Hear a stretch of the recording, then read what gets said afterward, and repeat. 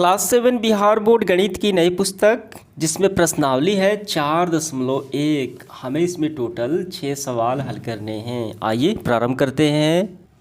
देखिए प्रश्न क्रमांक पहला क्या है, निम्नलिखित सारणी के अंतिम स्तंभ को पूरा कीजिए। ये जो सारणी बना है इसका ये अंतिम स्तंभ है, इसको हमें पूरा करना है। ठीक है, देखिए काफ़ी गौर से आपको समझना है। पहला जो सवाल है x + 3 = 0, जहाँ x का वैल्यू देना है 3। ठीक है, तो x क्या है, चर है और इसका मान है 3। तो यहाँ पे जो x + 3 है और बराबर में 0, ये क्या है, ये पूरा समीकरण है। और इसको यानी ये वाले भाग को हम कहते हैं LHS और शून्य वाले भाग को हम बोलते हैं RHS यानी दायां पक्ष। ठीक है, left hand side and right hand side. तो कोई भी समीकरण देखिए उसमें बराबर होता है। अगर चर का मान इसमें यहाँ पे 3 है, इसको हम x के स्थान पे रख दें, अगर ये दोनों का मान बराबर आ जाए, यहाँ पे 0 है, अगर इसका भी 0 आ जाए तो इसका मतलब समीकरण संतुष्ट है। अगर 0 नहीं आता है, दोनों बराबर नहीं होते हैं, इसका मतलब समीकरण संतुष्ट नहीं है। यही तो हमें करना है, हमें वैसे ही करना है। x + 3 = 0। तो RHS में क्या है, RHS में 0 है। तो LHS में अगर x का मान यहाँ पे 0 रख दें, अगर दोनों 0 आ जाए इसका मतलब ये संतुष्ट होगा। अगर दोनों बराबर नहीं आते हैं, जितना RHS में हो उतना LHS में होना चाहिए, अगर नहीं आता है तो इसका मतलब संतुष्ट नहीं होगा। ठीक, बस हमें ऐसे ही देख लेना है और यहाँ पे हमें बता देना है कौन सा संतुष्ट है कौन सा नहीं है। आइए हम इसका हल करते हैं। देखिए पहला जो सवाल है x + 3 = 0, जहाँ चर यानी x का मान है 3। आइए रखते हैं, यहाँ पे लिखेंगे। तो देखिए यहाँ पे 3 + 3 = 0। तो LHS में 3 और 3 कितने हो गए, 6 हो गए, और RHS में 0 हो गए। क्या 6 और 0 आपस में बराबर हैं? बिल्कुल नहीं, ये दोनों बराबर तो है नहीं, इसका मतलब संतुष्ट नहीं है। ठीक, संतुष्ट नहीं है। तो हम क्या लिखेंगे, तो हम बस लिखेंगे, देखिए हाँ या ना में हमें उत्तर करना है, तो हमें करना है नहीं। क्यों नहीं है, क्योंकि LHS और RHS बराबर नहीं है, इसीलिए। अब आगे बढ़ते हैं, दूसरा देखते हैं। आइए देखिए यहाँ पे हम दूसरा इसी को यहीं पे देख लेते हैं। दूसरा है x + 3 = 0। हमें x का मान वैल्यू कितना देना है, 0 देना है। आइए देते हैं, 0 + 3 = 0। तो 0 में 3 जोड़ दिया जाए तो ये 3 ही आएगा और RHS में हो गया 0। क्या ये दोनों बराबर हैं, 3 और 0 ये दोनों बराबर हैं? बिल्कुल नहीं। ठीक है, नॉट इक्वल, इसका मतलब ये भी नहीं होगा, ये भी संतुष्ट नहीं है। तो आ गया समझ में आपको। देखिए अब तीसरा हम देखते हैं। तीसरा क्या है, x + 3। तीसरा हमारा है x + 3, ठीक है, बराबर में 0, बराबर में 0 है। x + 3 बराबर में 0। x का मान हमें देना है -3, तो x का मान देना है -3। आइए देते हैं, यहाँ पे x के स्थान पे हम लिखते हैं -3 + 3 = 0। यहाँ पे देखिए प्लस माइनस माइनस, 3 में से 3 घटें, 0 हो गया। RHS में भी 0 है, इसका मतलब संतुष्ट है। हाँ ठीक, तो तीसरा का हम क्या लिखेंगे, तीसरा का हम लिखेंगे हाँ, ये संतुष्ट है, क्योंकि LHS और RHS बराबर हो गए। ठीक है, अब इसके बाद देखिए चौथा क्या है हमारा, x - 7 = 1, जहाँ x का वैल्यू हमें रखना है 7। देखिए x के स्थान पर हम 7 रखते हैं, 7 - 7 = 1। तो 7 में से 7 गए, ये 0 हो गया, बराबर में RHS में 1 है। क्या 0 और 1 बराबर है? Not equal. ठीक है, बराबर नहीं है। तो हम फिर क्या लिखेंगे, तो हम यहाँ पे लिखेंगे नहीं। क्लियर हुआ। अब देखिए पांचवा सवाल क्या है। पांचवा में हमें करना है यहाँ पे ऐसे, x - 7 = 1। x का वैल्यू कितना रखना है, x का वैल्यू रखना है 8। आइए 8 रखते हैं यहाँ पे। देखिए x के स्थान पर रखेंगे 8 - 7 = 1। तो 8 में से 7 गए, 1 बचा, RHS में भी 1 है। क्या ये दोनों बराबर हैं? बिल्कुल बराबर है, इसलिए LHS बराबर RHS। इसका मतलब ये क्या होगा? ये संतुष्ट है, तो लिखेंगे हाँ। अब इसके बाद देखिए अगला सवाल है 6 नंबर। 5x इक्वल 25, जहाँ x का मान रखना है 0, तो यहाँ पे 0 रखेंगे। 5 गुना 0, RHS में है 25, 5 में 0 से गुणा होगा तो ये 0 होगा बराबर 25। तो 0 किसी भी तरीके से 25 के बराबर नहीं होगा, इसका मतलब नहीं है संतुष्ट हमारा, तो यहाँ पे हम लिखेंगे नहीं है। ठीक है। अब इसके बाद देखिए 6 हो गया। सातवां क्या है सवाल? तो सातवां गौर करना है 7 नंबर में। 5x इक्वल 25, यहाँ पे x का मान हमें रखना है, x बराबर 5 रखना है। तो 5 गुना x के स्थान पे 5 बराबर 25, 25 बराबर 25, यानी LHS बराबर RHS। इसका मतलब क्या है? ये संतुष्ट है। ठीक है, तो हम लिखेंगे हाँ, क्योंकि दोनों तरफ 25 आ गए, क्योंकि दोनों तरफ 25 और 25 बराबर आ गए। ठीक है, तो यहाँ पे हम लिखेंगे हाँ। इसके बाद देखिए 8 नंबर सवाल। 8वां है यहाँ पे 5x इक्वल 25, x का वैल्यू रखना है -5, तो 5x के स्थान पे -5 बराबर 25, 25 लेकिन -25 बराबर 25। क्या -25 +25 के बराबर होगा? बिल्कुल नहीं होगा, तो हम करेंगे नहीं। ठीक है, तो ये होगा हमारा नहीं 8वां में। अब इसके बाद देखिए 9 नंबर सवाल क्या है। 9 नंबर में है m/3 इक्वल 2, जहाँ m बराबर हमें रखना है -6। ठीक, देखिए जहाँ m दिखाई दे वहाँ -6 रखना है, तो ऊपर हो गया -6/3 बराबर में 2, 3 दूनी 6 यानी -2। ठीक है, 3 दूनी 6, यहाँ पे -2 बराबर में 2। क्या ये दोनों बराबर हैं?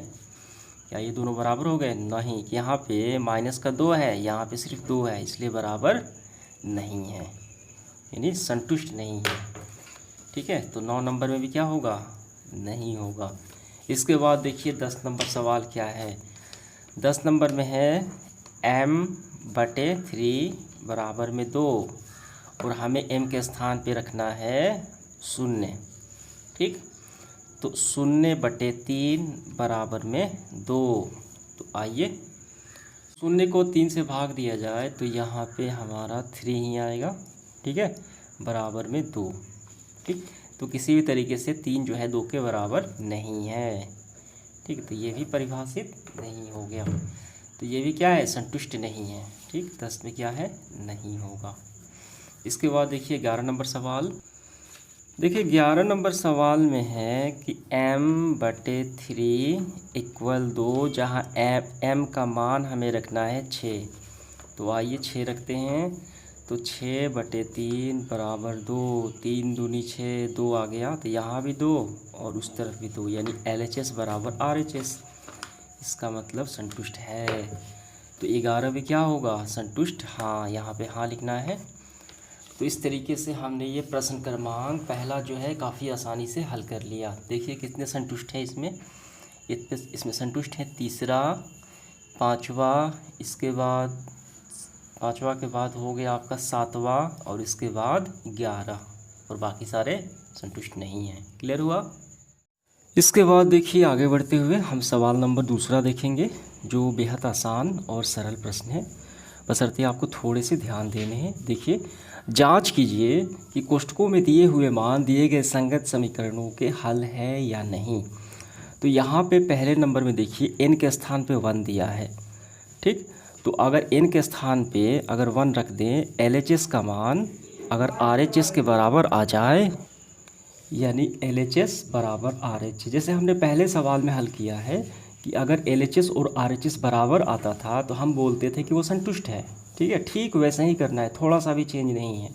जैसे यहाँ पे n बराबर -2, यहाँ पे अगर n के स्थान पे -2 रख दें, अगर इसको हल करें तो RHS में कितना है 19 है। तो अगर LHS में भी 19 आ जाए तो इसका मतलब क्या है, ये इसका हल हो गया। ठीक, तो यहाँ पर भी देखिए वैसे ही है। ठीक है, देखिए इसके बाद D भी देखिए वैसे ही है, P बराबर 1 है। अगर P के स्थान पे 1 रख दें और इसको हल करें, अगर RHS में 13 है, यहाँ पर भी अगर 13 आ जाए यानी दोनों बराबर आ जाए, इसका मतलब ये क्या है, ये इसका हल हो गया। यानी P बराबर 1 पर ये हल हो गया। बस हमें हाँ या ना में आंसर करना है, हल है या नहीं। यानी सीधी सी बात है, अगर ये LHS RHS के बराबर आ जाता है, दोनों बराबर आ जाते हैं, इसका मतलब हल है। अगर दोनों बराबर किसी भी परिस्थिति में नहीं आ पाते हैं, इसका मतलब हल नहीं है। ठीक है, आसान है। तो आइए हम इसको हल करते हैं। देखिए पहला नंबर क्या है, पहला नंबर है n+5। ठीक, और RHS में है 19, तो n के स्थान पे हमें रखना है 1। जैसे हमने पहला नंबर सवाल बनाया था ठीक वैसे ही है।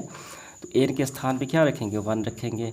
1 + 5 = 19। 5 और 1 कितने हो गए, 6 हो गए, बराबर 19। क्या 6 और 19 आपस में बराबर हैं? बिल्कुल नहीं, किसी भी परिस्थिति में बराबर तो है नहीं। इसका मतलब हल नहीं है। किस पे हल नहीं है, n बराबर 1 पे ये समीकरण हल नहीं है। तो सीधे आपको लिखना है हल नहीं है। ठीक, तो आपका आंसर होगा नहीं। अब इसके बाद देखिए बी नंबर में क्या है, बी नंबर में है 7n + 5 = 19 RHS में, और n के मान हमें रखना है -2। यहाँ पे देखिए 7 है, यहाँ पे -2 रखेंगे, 7 गुणा होगा यहाँ -2 + 5। ठीक, 7 दूनी 14, लेकिन -14 + 5, और RHS में देखिए यहाँ पे 19 है, यहाँ पे 19 है। ठीक है, प्लस माइनस 14 में से 5 गए तो कितने होंगे, 9 होंगे, बराबर हो गए कितना, 19। ठीक है, तो यहाँ पे देखिए बड़ा कौन सा है, 14 बड़ा है, तो इसका चिन्ह होगा -9। तो -9 -19 में किसी भी परिस्थिति में बराबर नहीं है। ठीक है, तो यहाँ भी क्या है, हल नहीं है, तो बस हमें लिखना है नहीं। ठीक, तो इसका आंसर हमारा नहीं, इसका भी आंसर आ गया नहीं। ठीक है, अब इसके बाद देखिए अगला सवाल है सी नंबर सवाल क्या है, सी नंबर सवाल है 7n + 5 बराबर में 19। n का मान हमें कितना रखना है, n का मान रखना है 2। देखिए 2 रखते हैं, 7 n के स्थान पे 2 + 5 बराबर में 19। 7 दूनी 14, 14 5, यहाँ पे 19। 14 में 5 जोड़ दें तो ये हो गया 19, और ये हो गया 19। यानी यहाँ पे देखिए, यहाँ पे बराबर आया एक, तो ये हो गया LHS बराबर RHS। इसका मतलब n बराबर 2 पे ये हल है, तो बस लिखना है। ठीक है, हाँ ये हल है। क्लियर हुआ, आपको समझ में आ गया। तीसरा का सिर्फ आया हाँ हल है। अब इसके बाद देखिए डी नंबर क्या है, यहाँ पे 4p - 3 = यहाँ पे 13, जहाँ p के स्थान पे हमें देना है 1। तो आइए p के स्थान पे 1 रखते हैं। 4 × 1 - 3 = 13। 4 में 1 से गुणा किया जाए तो ये 4 ही होगा। 4 में से 3 गया, यहाँ पे 13। 4 में से 3 गया 1, बराबर 13। क्या 1 और 13 आपस में बराबर हैं, तो ये नहीं होगा, इसका मतलब हल नहीं है, तो बस लिखेंगे नहीं। ठीक, अब इसके बाद देखिए डी हो गया। ई हमारा सवाल क्या है, यहाँ पे ई नंबर देख लेते हैं। ई नंबर में है 4p - 3 = 13। p के स्थान पे हमें देना है -4। ठीक है, तो देखिए 4p के स्थान पे -4 कोष्टक में रखते हैं, -3 = यहाँ पे 13, चौक 16, लेकिन -16, और यहाँ पर भी क्या है 3 है, और यहाँ पे 3। देखिए यहाँ पे माइनस और माइनस प्लस, लेकिन चिन्ह हमेशा माइनस का। 16 और 3 कितने होते हैं, 16 और 3 होते हैं 19। ठीक है, बराबर में 13। तो क्या -19 और 13 आपस में बराबर हैं, नहीं, इसका मतलब हल नहीं होगा। ठीक, क्लियर हुआ, समझ में आ गया। अब इसका देखिए आखिरी बचा एफ नंबर सवाल। एफ नंबर क्या है? 4p माइनस का 3 बराबर में 13, जहाँ p के स्थान पे हमें शून्य रखना है, बराबर में 13 और p के स्थान पे रखना है शून्य। ठीक है, शून्य है। देखिए p के स्थान पे शून्य रखेंगे, 4 इंटू यहाँ पे हो गया शून्य माइनस का 3 बराबर में 13। 4 में शून्य से गुणा करें तो ये शून्य होगा, माइनस का 3, ये बराबर में 13। शून्य में से 3 घटे तो ये हमारा कितना होगा? ये माइनस का 3 आएगा, ये बराबर में 13। ये नॉट इक्वल टू LHS बराबर RHS, इसका मतलब हल नहीं है। बस आपका आंसर हो, दोनों बराबर नहीं है। ठीक है, तो इस तरीके से हमने हल कर लिया। देखिए F का भी नहीं आया, तो हमने दूसरा सवाल हल कर लिया। चलिए बढ़ते हैं अगले सवाल की तरफ। देखिए इसके बाद है तीसरा सवाल, प्रयत्न और भूल विधि से निम्नलिखित समीकरणों को हल कीजिए। यहाँ पे पहला समीकरण, ये दूसरा समीकरण। ठीक, कैसे हल करना है? प्रयत्न विधि और भूल विधि। ठीक है, तो आइए क्या होता है ये विधि। देखिए सबसे पहले यहाँ पे p का मान है, ठीक, और यहाँ पे m का मान है, तो हमें बस यही ज्ञात करना है। ठीक है, तो इस विधि का प्रयोग करके देखिए ये जो विधि होती है हम इसको कैसे ज्ञात करते हैं। अगर हम यहाँ पे p का मान ज्ञात करना है तो हमें इस 5 को हटाना पड़ेगा और इस 2 को हटाना पड़ेगा। ठीक, तो इस 2 को हटाने के लिए हम क्या करेंगे? हम इस 2 को हटाने के लिए अगर हम -2 अगर हम इसमें जोड़ देते हैं तो क्या होगा? प्लस माइनस माइनस हो जाएगा, 2 में से 2 गए, ये ख़त्म हो जाएगा। देखिए यहाँ पे प्लस का 2 है, प्लस का 2 है, अगर माइनस का 2 हम डाल देते हैं तो प्लस माइनस माइनस ये शून्य हो जाएगा, यानी 2 ख़त्म हो जाएगा। ठीक, तो LHS में हम रखेंगे माइनस का 2 जोड़ेंगे, और RHS में भी अगर LHS में जितना चीज़ जोड़ा जाए तो इसका मतलब हमें RHS में उतना भी जोड़ना पड़ेगा, तभी तो दोनों समीकरण बराबर होगा। ठीक है, अगर हम इस 2 को हटाना चाहें, अगर हम इसमें माइनस का 2 जोड़ दें, ठीक है, तो इसका मतलब हमें RHS में भी माइनस का 2 जोड़ना पड़ेगा, तभी समीकरण बराबर होगा। ठीक, तो वैसे ही हमें हल करना है। क्लियर हुआ? तो आइए इसको हम हल करते हैं। तो सबसे पहले आपको ये बातें लिखनी है। LHS एवं RHS में -2 रखने पर, यहाँ पे -2 और यहाँ पे -2 रखने पर, देखिए हमने -2 ही क्यों रखा, क्योंकि सीधा सा मतलब है कि इस 2 को हटाने के लिए हमने -2 को ही चुना, क्योंकि ये 2 हट जाए। ठीक है, अगर -2 LHS में रखा जाए तो RHS में भी हमें रखना पड़ेगा, क्योंकि ये दोनों समीकरण इसको बराबर करना है हमें। ठीक है, नियम के अनुसार। तो देखिए रखते हैं 5p प्लस का 2 -2 रखते हैं LHS में। ठीक है, और इक्वल 17, यहाँ पे -2 हमें रखना पड़ेगा। ठीक, तो 5p प्लस माइनस माइनस 2 में से 2 गए, ये ख़त्म हो गया, इस कितना बचा? ये ख़त्म हो गया, शून्य हो गया, तो कितना बचा? 5p, 17 में से 2 गए, 15। अब यहाँ पे समझिए हम p का मान ज्ञात करना है, तो ये गुणा वाली संख्या है, गुणा वाली संख्या बटे में आ जाएंगी। ठीक है, यहाँ पे कैंसिल आउट होगा, 5 3 15 3 आ जाएगा, लेकिन हमें वैसे नहीं करना है। ठीक, क्योंकि हमें प्रयत्न और भूल विधि का प्रयोग करना है, तो हम इस 5 को हटाना है। तो 5 को हटाने के लिए क्या करेंगे? LHS में और RHS में 5 से भाग कर देंगे। ठीक, तो फिर वही बात यहाँ पे लिखनी पड़ेगी। यह भी यानी जो भी हम प्रक्रियाएं करें दोनों में बराबर रूप से हमें करना पड़ेगा। ठीक, LHS यानी ये रहा और ये रहा RHS, LHS और RHS में 5 से भाग देने पर, ठीक, यहाँ पे 5 से भाग देंगे तो ये कट जाएगा, तो यहाँ पे है 5p। ठीक, बटे में हम 5 से भाग देते हैं, और RHS में है कितना? 15, तो यहाँ पर भी हम 5 से भाग दे देते हैं।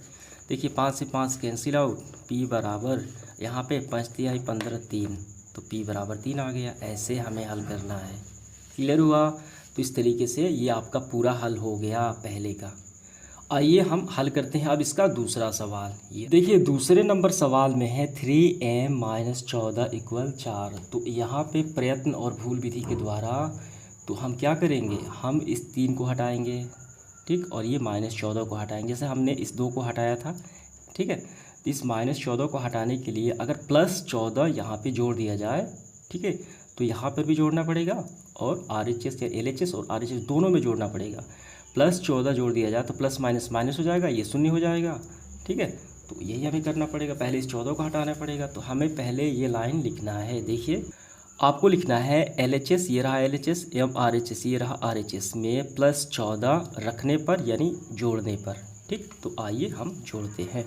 यहाँ पे है हमारा 3m माइनस का 14, आइए रखते हैं। तो हम यहाँ पे रखेंगे प्लस का 14, तो RHS में भी हम रखेंगे प्लस का 14 समीकरण को बराबर करने के लिए। देखिए यहाँ पे हो गया 3m प्लस माइनस माइनस, तो ये पूरा ख़त्म हो गया, कैंसिल आउट यानी शून्य हो गया। तो ये बचा 3m बराबर 14 और 4 18। अब यहाँ पे समझिए, हम इसको डायरेक्ट नहीं भेज सकते हैं गुणा वाली संख्या का पक्षांतर, हमें प्रयत्न और भूल विधि का प्रयोग करना है। तो इस 3 को हटाना पड़ेगा। तो क्या करेंगे, LHS में 3 से भाग करेंगे और RHS में 3 से भाग करेंगे। 3 से भाग करेंगे तो ये 3 से 3 कैंसिल आउट हो जाएगा। ठीक है, तो ये बातें आपको लिखनी पड़ेंगी। LHS एवं RHS में 3 से भाग देने पर, देखिए यहाँ पे है 3m, हमने भाग दे दिया 3 से, इक्वल 18। यहाँ पर भी हमने 3 से भाग दे दिया, 3 से कैंसिल आउट हो गए। यहाँ पे m बचा, यहाँ पर 3 छक 18, तो m का मान आ गया 6। काफ़ी आसान तरीके से हमने इसको हल कर लिया। ठीक, तो पहले नंबर सवाल में हमने हल किया तो इसका मान आया p बराबर 3, और दूसरे में हमने हल किया तो इसका मान आ गया 6। तो इस तरीके से हमने दोनों सवाल हल कर लिए। उम्मीद करता हूँ समझ में आ गया होगा ये। देखिए इसके बाद जो सवाल नंबर चौथा है, इस चैप्टर का सबसे आसान सवाल आप इसको बोल सकते हो। देखिए इसमें आपको करनी कुछ है नहीं, बस जो कहा गया है उसे फॉलो करते जाना है। देखिए क्या है, निम्नलिखित कथनों के लिए समीकरण दीजिए। संख्याओं x और 4 का योग 9 है। यानी जैसे कहा गया है बस उसी तरीके से आपको करते जाना है। देखिए क्या कहा गया है, संख्याओं x और 4 का योग, संख्याओं हम x लिख लेते हैं और 4 का योग +4 लिख लेते हैं। कितना है, 9 है। तो बस हमारा आंसर हो गया। कितना आसान है ये। अब दूसरा सवाल देखिए, दूसरा हल करते हैं। यहाँ पे दूसरा है y में से 2 घटाने पर, ये रहा y, हम इसको घटा दिए 2, कितना प्राप्त हुआ, 8 प्राप्त हुआ, बन गया 8। तो ये समीकरण बन गया। यानी इन आंकड़ों से हमें एक समीकरण तैयार करना है, बस सीधी सी बात है। देखिए तीसरा है a का 10 गुना 70 है, a का 10 गुना, तो तीसरे नंबर में हम इसको ऐसे लिखेंगे, a का 10 गुना, तो हम ऐसे लिखेंगे 10a लिख सकते हैं या a इंटू 10 भी लिख सकते हैं। तो 10 गुना, तो 10a हम लिख लेते हैं, 10a यानी a का 10 गुना हो गया। कितना है, a का 10 गुना 70 है, बराबर 70। ठीक है, देखिए आप इसको ऐसे भी कर सकते हैं, a का 10 गुना, तो ये रहा a का मतलब होता है गुणा 10 बराबर 70। ठीक है, a में 10 से गुणा होगा तो 10a आ जाएगा बराबर में 70। तो ये हमारा बन गया समीकरण। ठीक, तो यही बात है, 10a बराबर 70। देखिए इसके बाद है चौथा, संख्या b को 5 से भाग देने पर, ये रहा b, हमने भाग दे दिया इसको 5 से। ठीक है, तो कितना प्राप्त हुआ, 6 प्राप्त हुआ, बस हो गया, b/5 इक्वल 6। तो यही हमारा आंसर निकल गया कि समीकरण तैयार हो गया। अब इसके बाद पांचवा, t का 3 चौथाई। ठीक, तो ऐसे हम लिखेंगे पांचवा, क्या है, t का 3 चौथाई, तो हमने लिख दिया t का मतलब गुणा 3 चौथाई, 3/4, इसी को तो कहा जाता है 3 चौथाई। ठीक है, 3 चौथाई कितना है, 15 है। ठीक, इसको थोड़ा सा आप व्यवस्थित कर लीजिए, 3 का गुणा t के साथ, ऊपर वाली संख्या का गुणा ऊपर वाले के साथ, तो ये कितना निकल गया 3t/4 इक्वल 15। तो ये हमारा समीकरण बन गया, आंसर हो गया। ठीक है, समझ में आ गया।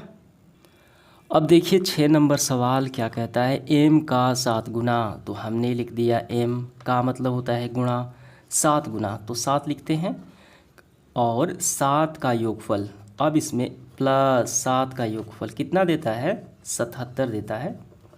ठीक है, 77 हो गया। अब थोड़े से व्यवस्थित कर लेना है, 7 का m के साथ गुणा होगा तो ये हमारा आ जाएगा 7m, और ये प्लस में है 7 इक्वल आ जाएगा 77। तो फाइनली हमारा समीकरण बन गया 7m + 77। ठीक है, समझ में आ गया। तो फाइनली हमारा समीकरण निकल के आया 7m + 7 = 77। ठीक, देखिए अगला सवाल हमारा है सातवां। सातवां क्या कहता है, देखिए सातवां है एक संख्या x की चौथाई, एक संख्या x की चौथाई तो x/4, बस हो गया x की चौथाई, ऋण 4 आपको देता है 4, देता है 4, ठीक है। तो बस हो गया, आपका समीकरण तैयार हो गया, तो यही आपका आंसर आ गया, ठीक। अब इसके बाद देखिए अगला सवाल हमारा सातवां तो हमने बना लिया। आठवां क्या कहता है यहाँ पे, 8 नंबर सवाल। आठवां है यदि आप y के 6 गुने में, y के 6 गुने तो 6y हम कर लेते हैं डायरेक्ट, y के 6 गुने में से 6 घटाएं तो हमने 6 भी घटा दिया तो आपको 60 प्राप्त होता है, 60 प्राप्त होता है हमें, तो यही हमारा आंसर निकल के आएगा। ये समीकरण तैयार हो गया LHS, ठीक है, और ये हो गया RHS, 6y - 6 = 60। अब इसके बाद 9 नंबर, यदि आप z के 1/3, हमने लिख दिया z के 1/3 इंटू 1/3 मतलब 1/3 होता है, में 3 जोड़ें तो 3 हमने जोड़ लिया और 30 प्राप्त होता है, तो 30 प्राप्त भी हो गया। अब थोड़ा सा व्यवस्थित कर लेते हैं, z का गुणा 1 के साथ, ये हो गया z/3 + 3 इक्वल हमारा आ गया 30, तो ये हमारा निकल के आ गया आंसर, z/3 + 3 = 30, ठीक। LHS और RHS ये समीकरण प्राप्त हुआ। उम्मीद करता हूँ ये आपको काफ़ी अच्छे से समझ में आ गया होगा। चलिए बढ़ते हैं अगले सवाल की तरफ। देखिए अब आगे बढ़ते हुए 5वां सवाल, निम्नलिखित समीकरण को सामान्य कथन के रूप में लिखिए। देखिए इसका हमें क्या करना है, इसके पहले हमने ये जो बनाया 4 नंबर, यहाँ पे हमने क्या किया, हमने इसके पहले वाले सवाल 4 नंबर में किया कि यहाँ पे बातें दी गई थी, कथन दी गई थी, हमने समीकरण तैयार किया, और ठीक इसका अपोजिट है, यहाँ पहले समीकरण दे दिया गया है, फिर उसका कथन तैयार करना है, ठीक है। तो देखिए हम कैसे इसको तैयार करेंगे, पहले आप समझ लीजिए। तो पहला जो है यहाँ पे क्या है, p + 4 = 15, तो हम इसको कैसे लिखेंगे, कैसे बोल सकते हैं, p और 4 का योग 15 है, ठीक। या इसको ऐसे भी बोल सकते हैं, p में 4 जोड़ने पर 15 प्राप्त होता है, या p और 4 का योग 15 है, ठीक। अब दूसरे को हम कैसे बोलेंगे, m में से 7 घटाने पर 3 प्राप्त होता है, या में से 7 घटाने पर 3 प्राप्त होता है। दूसरा है 2m, m का दुगना 7 के बराबर है, क्या लिखेंगे, तीसरे में एक संख्या m का दुगना 7 के बराबर है। चौथे में क्या लिखेंगे, देखिए m/5, ठीक। देखिए यहाँ पे 1/5 था, ठीक, तो m का 1/5 3 होता है, हम इसको ऐसे लिखेंगे, m का 1/5 क्या होता है, 3 प्राप्त होता है, यानी m में 5 से भाग देने पर 3 प्राप्त होता है, हम इसको ऐसे भी लिख सकते हैं 3m/5, ठीक है। तिगुने m में 5 से भाग देने पर 6 प्राप्त होता है, यानी m का 3/5, हम इसको ऐसे भी लिख सकते हैं m का 3/5 6 होता है, ठीक है। अब इसका में देखिए कैसे लिखेंगे, 3p, यानी p का तिगुने में 4 जोड़ने पर 25 प्राप्त होता है, क्लियर हुआ, समझ में आ गया। अब देखिए इसका 4p, यानी p का 4 गुना, p का 4 गुने में से 2 घटाने पर 18 प्राप्त होता है, हो गया। p/2, p से 2 भाग दिया जाए और 2 जोड़ने पर 8 प्राप्त होता है, या इसको ऐसे भी लिख सकते हैं, p के आधे में से किसी संख्या के बट्टे में 2 लग गया तो आधा हो गया, p के आधे में से 2 जोड़ने पर 8 प्राप्त होता है। तो आइए अब हम इसको लिखते हैं काफ़ी अच्छे से। देखिए आपको काफ़ी ध्यान से समझना है। पहला हमने लिखा p + 4 = 15, यानी हम लिखेंगे p और 4 का योग 15 है, यही तो बात यहाँ पे बोली गई है, p और 4 का योग 15 है, ठीक है।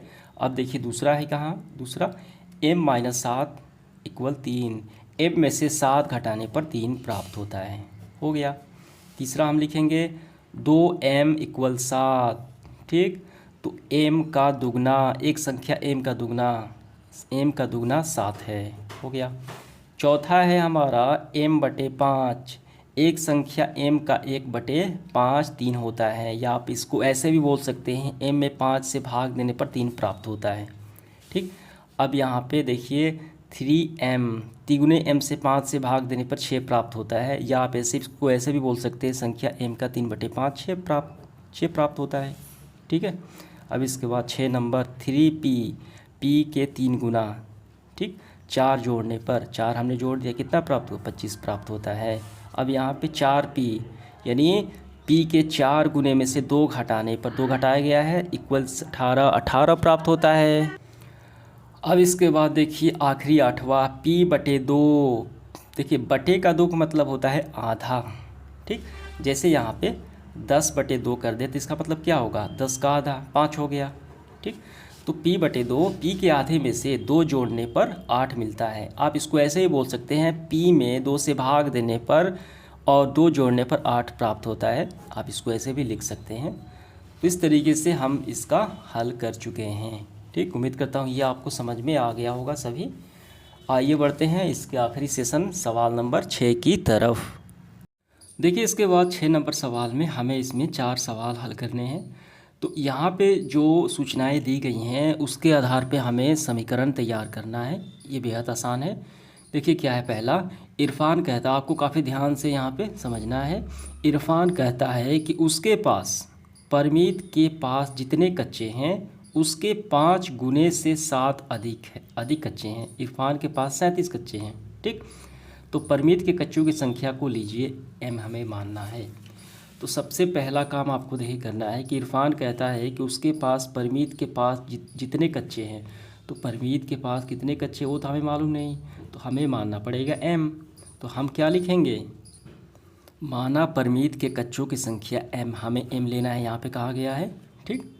अब देखिए शर्त के अनुसार क्या है कि परमीत के, अब देखिए शर्त के अनुसार क्या है कि परमीत के पास जितने कच्चे उसके 5 गुने से 7 अधिक कच्चे हैं। तो हमने m माना, तो m के 5 गुना, तो 5m हो गया। 5 गुने से 7 अधिक है, प्लस 7 अधिक है। इरफान के पास 37 कच्चे हैं, ठीक है। तो इसके बराबर है, किसके, 37 कच्चे के बराबर हो गए, तो 37। तो ये हमारा समीकरण तैयार हो गया। क्लियर हुआ, समझ में आ गया। देखिए अब दूसरा सवाल क्या है, लक्ष्मी के पिता की आयु 49 यानी 49 वर्ष है। उसकी आयु, ठीक है, लड़की के आयु के 3 गुने से 4 अधिक है। तो लक्ष्मी की आयु हमें मानना पड़ेगा y, हमें यहाँ पे लेना है। देखिए हमने माना लक्ष्मी की आयु, हमने माना वायु वर्ष, ठीक है। अब देखिए सवाल क्या कहता है, लक्ष्मी के पिता की आयु 49 वर्ष है। उसकी आयु यानी लक्ष्मी के पिता की आयु लड़की की आयु के 3 गुनी है। तो लड़की की आयु हमने कितना माना, वाई वर्ष माना, तो 3y, ठीक है। तो यहाँ पे आयु के 3 गुने से 4 अधिक है, 3 गुने से 4 अधिक है। किसकी आयु, पिता की आयु 49 वर्ष। तो हो गया, हमारा समीकरण तैयार हो गया, ठीक है। अब इसके बाद देखिए तीसरा सवाल क्या कहता है। तीसरा सवाल, अध्यापिका बताती है कि उसकी कक्षा में एक विद्यार्थी द्वारा प्राप्त किए गए अधिकतम अंक जो है, प्राप्त किए गए न्यूनतम अंक का धन 7 है, ठीक। यहाँ से देखिए प्राप्त किए गए न्यूनतम अंक का धन 7, धन मतलब जोड़ 7 है। तो सबसे पहले देखिए हमें क्या लिखना है, प्राप्त किए गए न्यूनतम अंक, कितना प्राप्त किया नहीं मालूम है, तो हम क्या मानेंगे, यहाँ पे l हमें मानना है। तो माना कि न्यूनतम अंक जो है l है, तो हमने l मान लिया, ठीक। तो देखिए क्या है, प्राप्त किए गए न्यूनतम अंक का दुगना, तो ये 2l हो जाएगा, 2l हो गया, ठीक। दुगना अंक के अंक का दुगना धन 7 है, प्लस 7 है, ठीक। और प्राप्त किए गए अधिकतम अंक 87 है। तो प्राप्त कितना हो गया, 87। ये हमारा आंसर बन गया, ये समीकरण तैयार हो गया। अब इसके बाद देखिए चौथा सवाल आखिरी, एक समद्विबाहु त्रिभुज के शीर्ष कोण प्रत्येक आधार कोण का दुगना है। तो हम बनाएंगे पहले समद्विबाहु, ऐसे समद्विबाहु मतलब 2 भुजाएं समान हैं, ठीक। तो क्या है शर्त, एक समद्विबाहु त्रिभुज के शीर्ष कोण, शीर्ष मतलब ये रहा सबसे ऊपर, प्रत्येक आधार कोण का दुगना है। ये हो गया आधार कोण, ये हो गया, ये हो गया। तो ये जो ऊपर वाला एंगल है इन दोनों बेस से क्या है, ये दुगना है। तो हमें क्या मानना है, देखिए हमें मान लीजिए कि प्रत्येक कोण 20 डिग्री है, तो हम इसको मान लेते हैं b और ये b। तो हम इसको क्या मानेंगे, दुगना है तो इसको 2 भी मानेंगे, ठीक। यही तो कहा गया है। याद रखिएगा त्रिभुज के तीनों कोणों का योग कितना होता है, 180 होता है। यानी प्रश्नानुसार क्या है, हम जानते हैं कि त्रिभुज के तीनों कोणों का योग 180 अंश है, 180 होगा। तो देखिए कौन सा है, तो शर्त के अनुसार पहला शीर्ष कोण है 2b प्लस ये हो गया b प्लस ये b बराबर 180 b, ठीक है 2b और यहाँ पे भी 3b और ये 4b बराबर 180 अंश। तो ये हमारा आंसर निकल के आ गया। ठीक है, समझ में आ गया। देखिए जैसा कहा गया है वैसे ही है कि एक समद्विबाहु त्रिभुज के शीर्ष कोण प्रत्येक आधार कोण का दुगना है। ये जो शीर्ष कोण है इन प्रत्येक आधार कोण की ये क्या है, दुगना है। ठीक, मान लीजिए प्रत्येक आधार कोण 20 डिग्री है तो हमने इसको भी मान लिया। याद रखिए तीनों का योग 180, बस तीनों का योग हमने कर दिया, बस हो गया। क्लियर हुआ, समझ में आ गया। तो ये आपका समीकरण प्राप्त हुआ। तो इस तरीके से हमने ये सेशन समाप्त कर लिया। धन्यवाद।